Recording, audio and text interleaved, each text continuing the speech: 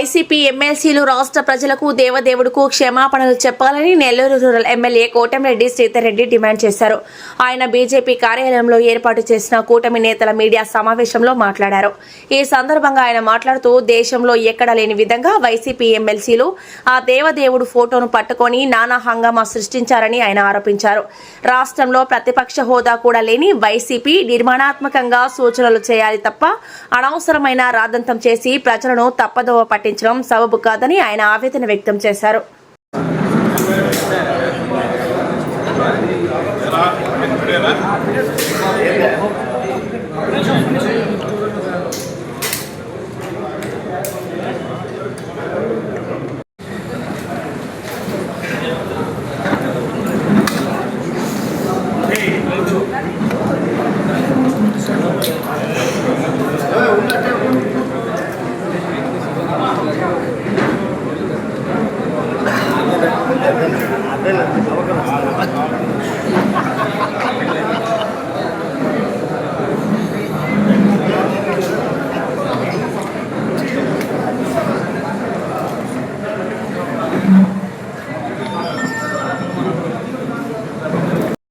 దేశం భాష ఏదైనా మనమంతా భారతీయులం.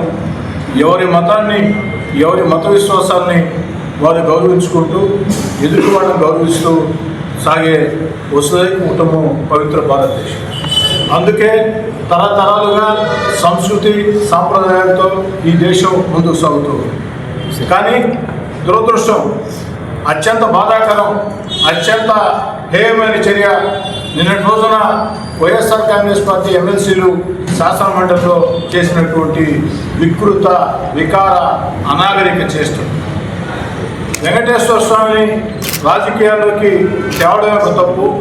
నాకు తెలిసి శాసనసభలో కానీ శాసన మండలిలో కానీ ఏనాడు కూడా ప్రజా సమస్యల మీద ప్లేకార్డులు పట్టుకున్న సాంప్రదాయాలు ఉన్నాయి. కానీ రాజకీయ భేదాలు విభేదాలతో రాజకీయ వాదాలతో పట్టుకున్న ప్లేకార్డులు ఉన్నాయి. కానీ ఏ రోజు కూడా ఏ దేవుడి ఫోటోని పట్టుకున్నటువంటి చరిత్ర ఈ రాష్ట్ర శాసనసభకు కానీ శాసన మండలికి కానీ బహుశా ఈ దేశంలోనే ఏ శాసనసభ ఏ శాసన మండలి భారతదేశ లోక్సభలో కూడా ఎప్పుడు కూడా ఆ పరిస్థితి రాలేదు.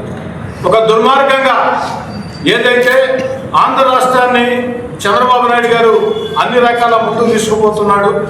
గత వైఎస్ఆర్ కాంగ్రెస్ పార్టీ విధానాలతో రాష్ట్రం ఆర్థికంగా దివాలా తీసిన ఈరోజు చంద్రబాబు గారు ముఖ్యమంత్రి కాకుండా, ఏదైతే కేంద్రంలో ఎన్డీఏ ప్రభుత్వం కాకుండా నరేంద్ర మోడీ గారు ప్రధానమంత్రి కాకుండా, అదేవిధంగా అన్నిటికీ ఈ ప్రభుత్వానికి సహకరిస్తున్నటువంటి ఉప ముఖ్యమంత్రి పవన్ కళ్యాణ్ గారు కాకుండా ఎవరు ముఖ్యమంత్రిగా ఈ యొక్క ఆంధ్ర రాష్ట్రంలో మళ్ళీ వైఎస్ఆర్ కాంగ్రెస్ పార్టీ కానీ ముఖ్యమంత్రిగా వచ్చి ఉంటే ఆంధ్ర రాష్ట్రంలో జీతాలు ఇచ్చే పరిస్థితి కూడా లేదు.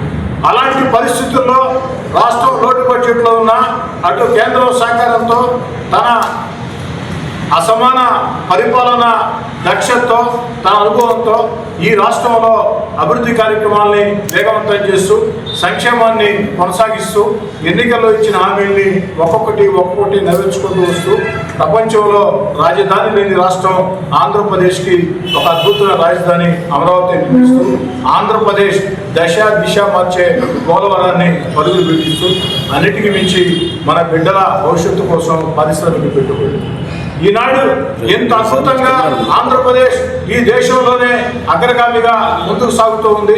అన్నిటికీ మించి గత 30 ఏళ్ల ముందు చంద్రబాబు నాయుడు గారు కంప్యూటర్లు అంటే చాలామంది ఎగతాళి చేశారు, కంప్యూటర్లు కూడు పెడతాయని. మరి ఆ తర్వాత అదే కంప్యూటర్లు కూడు పెట్టాయి, దిశ మార్చాయి.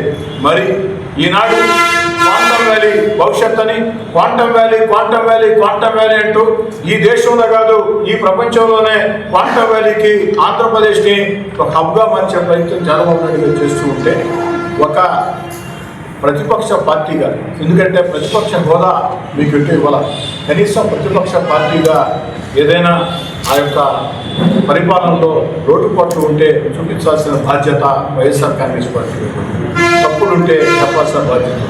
అలా కాకుండా అడ్డగోలుగా ప్రతి నిత్యం కూడా రకరకాల సమస్యల్ని తీసుకొని వస్తూ ఆ యొక్క ప్రభుత్వం చేసే మంచిని ప్రజల్లో పోకుండా అడ్డుపడుతూ అనేక రకాల వికారపు చేష్టలకి వికృత చేష్టలకి పాల్పడుతూ ఉన్నారు.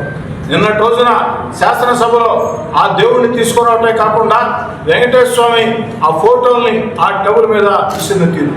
ఇంకా ఆశ్చర్యం ఏంటంటే మండలి ప్రతిపక్ష నేత బొత్స గారు మా సభ్యుడు ఏ ఒక్కరైనా చెప్పులు కానీ బూట్లు కానీ వేసుకుని వెంకటేశ్వర స్వామిని ఫోటో పట్టుకుంటే చూపించాలి ఆధారాలు, దేనికైనా మేము సిద్ధం అన్నారు.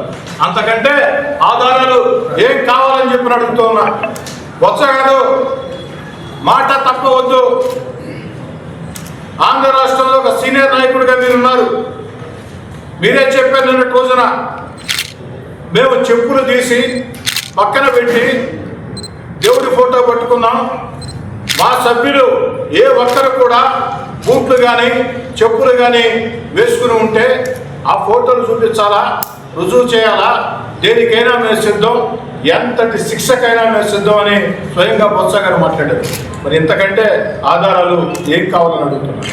ఇప్పటికైనా వైఎస్ఆర్ కాంగ్రెస్ పార్టీ నేను కోరేది ఒకటే, జరిగింది. ఈ యొక్క శాసన మండలిలో మీరు చేసినటువంటి వికృత వికార పనులు ప్రపంచం అంతా కూడా నివేరపోయింది. కనీసం క్షమాపణ చెప్పండి, బహిరంగ క్షమాపణ చెప్పండి. ఏదైతే ప్రజలకు మీరు క్షమాపణ చెప్పాలా, అదేవిధంగా ఆ దేవదేవుడికి క్షమాపణ చెప్పాలా. అంతేకాని ఎదురుదాడి చేస్తామంటే ఈరోజు ఎలక్ట్రానిక్ మీడియా, సోషల్ మీడియా అన్నీ వచ్చిన తర్వాత ప్రజల్లో చైతన్యం ఇంత బాగా పెరిగిన తర్వాత పక్కదారి పట్టించాలంటే సాధ్యం కాదు. ఇప్పటికైనా వైఎస్ఆర్ కాంగ్రెస్ పార్టీ బహిరంగంగా ప్రజలకి దేవదేవుడు వెంకటేశ్వరానికి క్షమాపణ చెప్పాలని కోరుకుంటూ భవిష్యత్తులోనైనా వైఎస్ఆర్ కాంగ్రెస్ పార్టీ పూందాయుత రాజకీయాలు, ఆరోగ్యమైన రాజకీయాలు, ప్రజలకు మేలు చేసే రాజకీయాలు చేయాలి. ఈ వీడియో కనుక మీకు నచ్చినట్లయితే లైక్ చేసి షేర్ చేయండి. మరిన్ని లేటెస్ట్ అప్డేట్స్ కోసం మా ఛానల్ ని సబ్స్క్రైబ్ చేయండి.